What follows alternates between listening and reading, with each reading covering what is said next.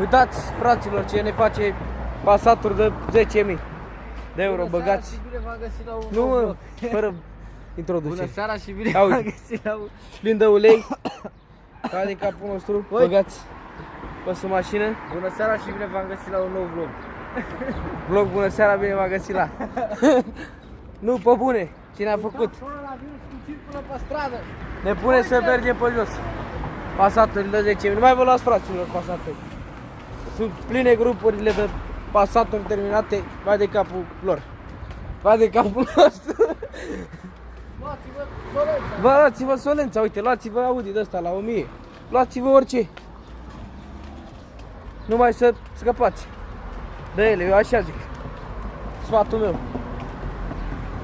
Zi, bă, Marin, câți bani, stai așa, câți bani învârteam noi astă vară?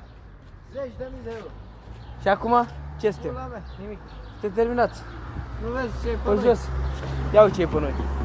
Pe mine nu mai zic. Pe spatele ăsta nu mai zic. Pe cur, ia uite ce are pe cur. Ce am, mă? S-a tăvălit pe sub mașină. Antrenoră, da? Da. Ia uite-o să vă arăt. Turbina adusă, tot. Haideți noi. Ne plimbăm cu bicicletă. Ha, vă pup.